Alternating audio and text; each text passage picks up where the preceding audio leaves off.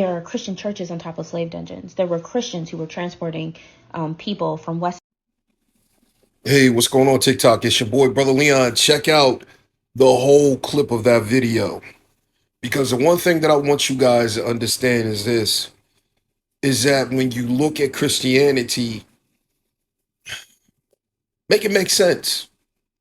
Make it make sense in the light of history. Make it make sense in the light of what is happening in Florida right now, because I guarantee you that they will get a preacher to back what's happening in Florida, that slaves benefited from slavery.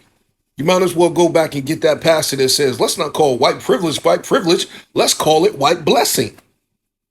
Because at the end of the day, Christianity was a nightmare. It was a nightmare to a lot of African people. And even though they say, and even though it's been proven that Ethiopians embraced it, how did it get there? That's the one thing when I tell you that the Christian religion and the Christian system can be offensive and everything else has to be on the defense. Africans had to be on the defense because here come the white people. Here come the missionaries.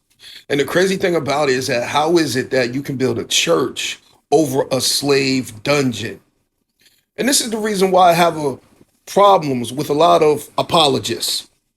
Because y'all want to sit up here and take the writings of Paul, the illustrations in the Old Testament, and try to say, oh, it wasn't that bad. Really? My dear apologists, what's the problem with bondage? Bondage is bondage. And y'all just look at it from a spiritual aspect. Being bound by drugs, being bound by liquor and alcohol and pornography and whoremongering. But at the end of the day, when you look at servants obey your masters, that's bondage. In the book of Philemon, when Paul convinced a slave to go back to his master and told the master to treat him like a brother, you don't see the problem in that? You don't see the problem in Leviticus? The crazy thing that gets me about God is that he could tell you don't wear no mixed clothing, don't have no tattoos or cuttings in your skin, don't eat shellfish, but you can buy and sell slaves and be a slave to the inch of his life. Really? But yet we're made in the image of God.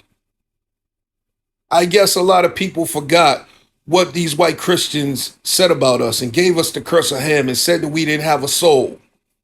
So this is what you get with white Western Christianity. And this is the reason why I say we need to decolonize and deconstruct. Peace. Know your history.